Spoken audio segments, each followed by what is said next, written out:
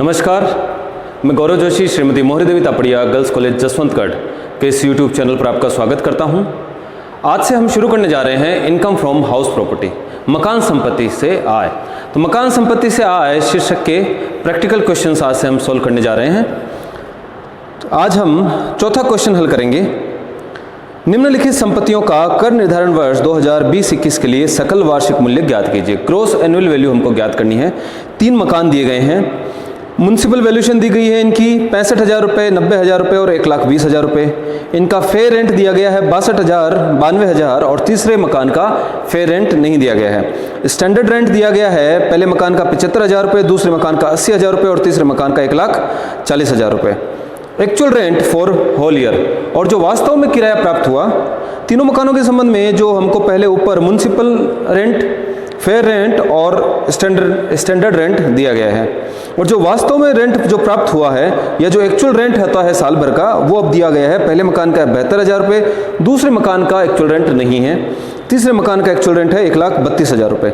Unrealise rent, पहले मकान के संबंध में 12,000 रुपये का किराया वसूल नहीं हुआ, दूसरे मकान के संबंध में जब उसका वास्तविक किराया ही नहीं था तो अनरियलाइज रेंट यहाँ पर नहीं दिया गया है, और तीसरे मकान का अनरियलाइज रेंट है 22,000 रुपये। वैकेंसी पीरियड मंथ्स, तीनों मकान कुछ अवधि के लिए खाली रहे वो अवधि दी गई है। वैकेंसी पीरियड है पहले मकान की 2 महीने, दूसरे मकान की 12 महीने, यानी कि 12 महीने के लिए दूसरा मकान जो है पूरे साल भर के लिए खाली रहा, और तीसरा मकान 3 महीने के लिए खाली रहा।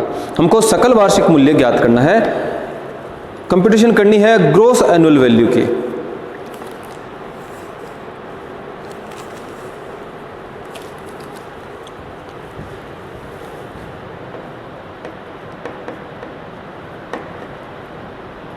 Computation of gross annual value for the assessment year 2020-21।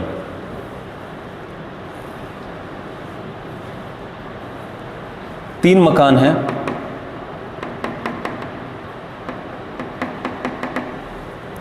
इन तीनों मकानों के संबंध में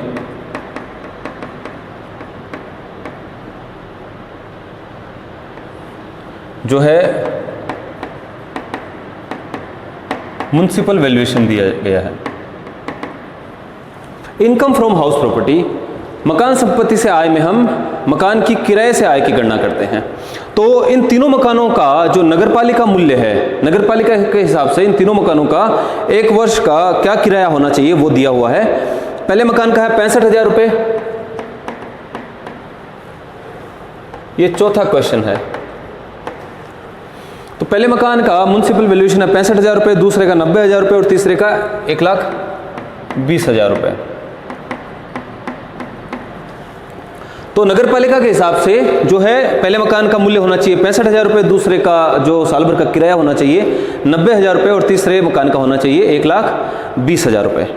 फेयर रेंट दिया गया है, फेयर रेंट, म्युनिसिपल वैल्यूएशन और फेयर रेंट, ये तो म्युनिसिपल वैल्यूएशन है। और जो उस क्षेत्र में जो ऐसे ही मकानों का जो प्रचलित किराया है, उचित किराया है, वो भी दिया गया है 62,000, 92,000 और तीसरे का है नील। 62,000, 92,000 और तीसरे का किराया जो है उचित किराया नहीं दिया गया है। इन दोनों में से जो अधिक होगा उसको हम मानक किराए की से तुलना करने के लिए काम में लेते हैं। तो म्युनिसिपल वैल्यूएशन और फेयर रेंट में से जो अधिक है, विच एवर इज हायर, जो इन दोनों में से अधिक होता है उसी को हम अपेक्षित किराया, एक्सपेक्टेड रेंट मानते हैं। यानी कि इन तीनों मकानों में से, इन तीनों मकानों के संबंध में कितना किराया अपेक्षित किया जा सकता है, कितना किराया एक्सपेक्ट किया जा सकता है, वो हम एक्सपेक्टेड रेंट मानते हैं। दोनों में से जो अधिक होगा, which ever is higher, A और बी। तो पहले मकान के संबंध में म्युनिसिपल वैल्यूएशन ज़्यादा है 65,000 रुपये की, दूसरे मकान के संबंध में जो उचित किराया है वो ज़्यादा है, और तीसरे मकान के संबंध में म्युनिसिपल वैल्यू ज़्यादा है। इतना किराया हम एक्सपेक्ट कर सकते हैं। दो प्रकार की वैल्यूएशन दी हुई है। एक तो तीनों मकानों के संबंध में म्युनिसिपल वैल्यू, नगरपालिका का मूल्य दिया गया है कि नगरपालिका के हिसाब से इतना किराया होना चाहिए। दूसरा हमको दिया गया है कि इस क्षेत्र में जो प्रचलित किराया है उस हिसाब से उचित किराया इतना होना चाहिए। इन दोनों में से जो अधिक होगा उसको हम एक्सपेक्टेड किराया की गणना के लिए काम में लेते हैं। लेकिन ये जो एक्सपेक्टेड किराए के लिए हमने जो काम में ली है जो राशि, वो स्टैंडर्ड रेंट से अधिक नहीं होनी चाहिए। रेंट कंट्रोल एक्ट कुछ जगहों पे लागू होता है, तो जो स्टैंडर्ड रेंट है, जो मानक किराया है रेंट कंट्रोल एक्ट के तहत, उस स्टैंडर्ड रेंट से अधिक जो है ये राशियां नहीं होनी चाहिए। तो इसकी तुलना करेंगे हम स्टैंडर्ड रेंट से। स्टैंडर्ड रेंट, अब स्टैंडर्ड रेंट दिया गया है, स्टैंडर्ड रेंट 75,000, 80,000 और 1,40,000। 75,000, 80,000 और 1,40,000।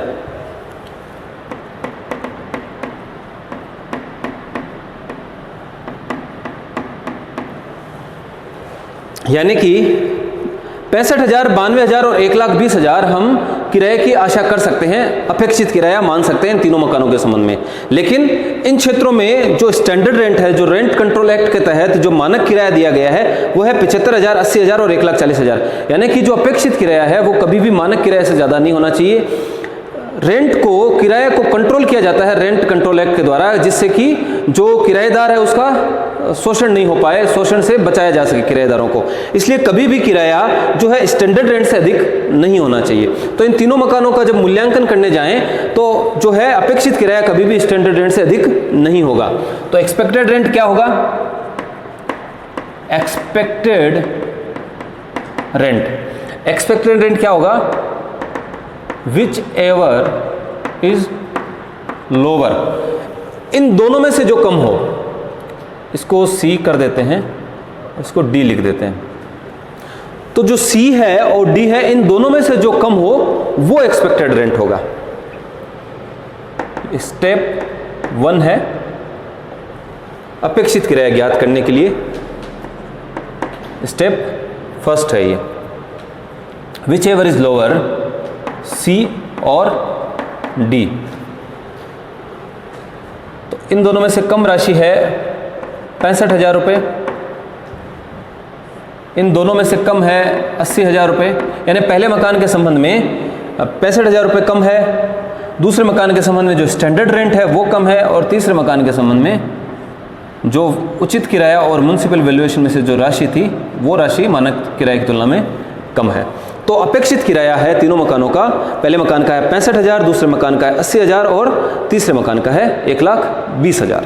तो ये किराया हम अपेक्षित कर सकते हैं, लेकिन ये रेस्ट्रिक्टेड होता है, ये प्रतिबंधित होता है स्टैंडर्ड रेंट तक। स्टैंडर्ड रेंट से अधिक ही नहीं होता ये किराया। तो इतना किराया हम तीनों मकानों का जो है अपेक्षित कर सकते हैं, एक्सपेक्ट कर सकते हैं। दूसरा स्टेप है, अब वास्तव में कितना रेंट रिसीव्ड हुआ या ड्यू हुआ, रेंट रिसीवेबल और रिसीव्ड। अब हम जो तीनों मकानों के मूल्य पर जो कर लगाएंगे, वो कर हम लगाने के लिए हम देखेंगे कि ये तीनों मकानों का अपेक्षित किराया था, लेकिन वास्तव में जब किराए पर उठाया गया मकानों को, तो कितना किराया प्राप्त हुआ या देय हुआ। तो रेंट रिसीवेबल और रिसीव्ड, और इसमें से अगर कोई किराया वसूल नहीं हुआ हो तो वो किराया घटा देंगे। रेंट रिसीवेबल और रिसीव्ड में से अनरियलाइज्ड रेंट, ना वसूल हुआ किराया घटा देंगे। Excluding unrealised rent. तो पहले तो जो किराया देय हुआ या जो प्राप्त हुआ वो किराया है 72,000 रुपये, लेकिन इसमें से 12,000 रुपये वसूल नहीं हुए, तो यानी कि 60,000 रुपये ही किराया रिसीव हुआ। दूसरे मकान के संबंध में इसका रेंट रिसीव्ड और रिसीवेबल, एक्चुअल रेंट कुछ दिया हुआ नहीं है, तो नील, कोई भी किराया नहीं दिया गया है, और तीसरे मकान के संबंध में जो एक्चुअल रेंट दिया गया है वो दिया गया 1,32,000 रुपये का, यानी कि जो किराया साल भर में देय हुआ या प्राप्त हुआ वो है 1,32,000 रुपये का, लेकिन इसमें से 22,000 रुपये किराया वसूल नहीं हुआ, तो अनरियलाइज रेंट घटा देंगे। 1,32,000 में से 22,000 रुपये कम कर देंगे तो 1,10,000 रुपये। अब हम इन दोनों की तुलना करेंगे। जो स्टेप 1 में और स्टेप 2 में जो हमने कैलकुलेशन की है, जो एक्सपेक्टेड रेंट और जो वास्तविक प्राप्त किराया है, उन दोनों की तुलना करेंगे और इन दोनों में से जो अधिक होगा उस राशि को हम साइड कर लेंगे।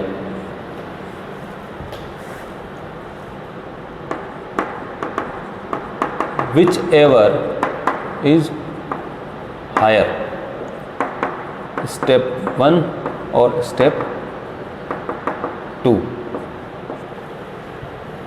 65,000 रुपये यानी कि एक्सपेक्टेड रेंट ज़्यादा है पहले मकान के संबंध में। दूसरे मकान के संबंध में ये चीज़ एप्लीकेबल ही नहीं होगी, क्योंकि स्टेप 2 में कोई किराया इसको रिसीव ही नहीं हुआ है, यानी कि किराए पर उठाया ही नहीं गया है, तो ये चीज़ एप्लीकेबल नहीं होगी। और तीसरे मकान के संबंध में एक्सपेक्टेड रेंट ही अधिक है। अब ये हमारा ग्रॉस एनुअल वैल्यू होती, लेकिन अगर मकान कुछ अवधि के लिए खाली रहता है तो उसको खाली रहने के पीरियड को भी हम घटा देते हैं, उसका एडजस्टमेंट भी हम कर देते हैं। Adjustment for vacancy period, vacancy period के लिए हम एडजस्टमेंट करते हैं।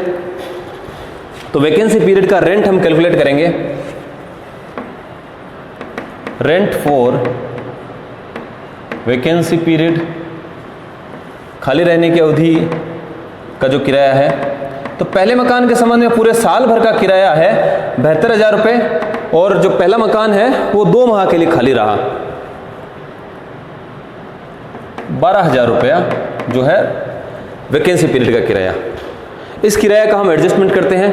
अगर साल भर के दौरान अगर किसी अवधि के लिए मकान खाली रहा है तो खाली रहने की अवधि का एडजस्टमेंट हम करते हैं वार्षिक मूल्य में से। तो एडजस्टमेंट फॉर वैकेंसी पीरियड, तो पहले मकान के संबंध में 2 माह के लिए मकान खाली रहा, पूरे साल भर के लिए 72,000 किराया प्राप्त हो सकता था, लेकिन 2 माह के लिए मकान जब खाली रहा तो 12,000 रुपया ये खाली रहने की अवधि का किराया है, जो कि हम घटा देंगे। दूसरे मकान के संबंध में कुछ नहीं आएगा ये, क्योंकि दूसरे मकान का जो है रेंट प्राप्ति नहीं हुआ, पूरे 12 महीने के लिए मकान खाली रहा। और तीसरा मकान जो है, तीसरा मकान 1,32,000 रुपये के लिए 12 महीने के लिए किराए पर उठाया गया, लेकिन ये उठाया जा सकता था, इसका किराया प्राप्त हो सकता था 1,32,000 रुपये पूरे 12 महीने के लिए, लेकिन ये मकान 3 महीने खाली रहा, तो 33,000 रुपये जो है खाली रहने की अवधि का किराया है, जिसको हम घटा देंगे। दूसरे मकान के संबंध में जो ग्रॉस एनुअल वैल्यू है वो आएगी नील।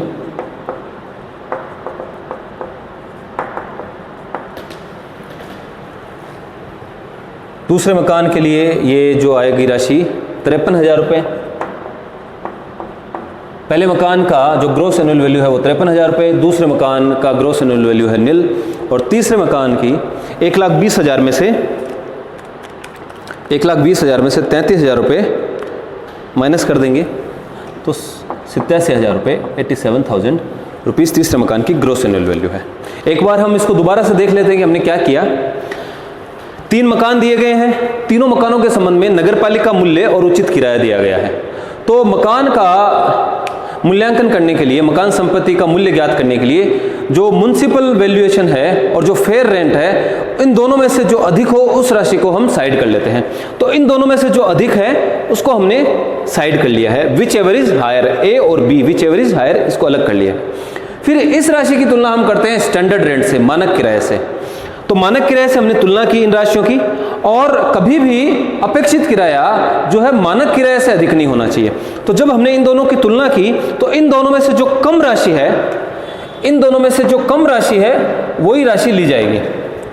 कभी भी अपेक्षित किराया स्टैंडर्ड रेंट से अधिक नहीं होना चाहिए। तो जब हमने इन दोनों की तुलना की तो इन दोनों में से जो राशि कम होगी वही राशि ली जाएगी। तो ये हमारा जो है अपेक्षित किराया हो गया। अब अपेक्षित किराए की तुलना की जाएगी वास्तव में प्राप्य या प्राप्त किराया से। ये तो अपेक्षित किराया है, इतने किराए की हम आशा की जा सकती है अगर मकान संपत्ति को किराए पर उठाया जाए तो। लेकिन जब मकान संपत्ति को वास्तव में किराए पर उठाया गया तो कितना किराया दे या प्राप्त हुआ वो किराया हम यहां पर लिख देंगे और फिर इन दोनों की तुलना की जाएगी, एक्सपेक्टेड किराए की, एक्सपेक्टेड रेंट की और एक्चुअल रेंट की तुलना की जाएगी और इन दोनों में से जो अधिक होगा वो राशि हम साइड कर लेंगे, वो राशि हम लिख लेंगे। लेकिन एक चीज ध्यान रखने की, जब हम रेंट रिसीवेबल और रेंट रिसीव्ड यानी कि जो देय अथवा प्राप्त किराया है वो किराए की राशि हम जब लिखते हैं तो उसमें से अनरियलाइज्ड रेंट की राशि घटा देनी है, क्योंकि उतनी राशि हमको वसूल ही नहीं हुई है। तो जितना वास्तव में वसूल होने योग्य या जो राशि वसूल हुई है किराए की वही राशि हमको यहाँ पर लिखनी है। तो अपेक्षित किराए की और रेंट रिसीव्ड और रिसीवेबल की जब हम तुलना करते हैं तो इन दोनों में से जो राशि अधिक होती है उस राशि को हम साइड कर लेते हैं और यही हमारा जो है मकान का सकल वार्षिक मूल्य होता है। लेकिन अगर किसी अवधि के लिए मकान खाली रहा है तो खाली रहने की अवधि का एडजस्टमेंट किया जाता है और खाली रहने की अवधि के संबंध में जो किराया है वो किराया घटा दिया जाता है। कर्जा जो मकान मालिक है उसने कोशिश की थी मकान को किराए पर उठाने की, लेकिन फिर भी मकान खाली रहा तो इस खाली रहने की अवधि का जो किराया है वो किराया ग्रॉस एनुअल वैल्यू में से घटा दिया जाता है और जो राशि प्राप्त होती है वही ग्रॉस एनुअल वैल्यू कहलाती है, मकान का सकल वार्षिक मूल्य कहलाता है। ये जो रेंट रिसीव्ड और रिसीवेबल है ये पूरे साल भर का हमको लेना है।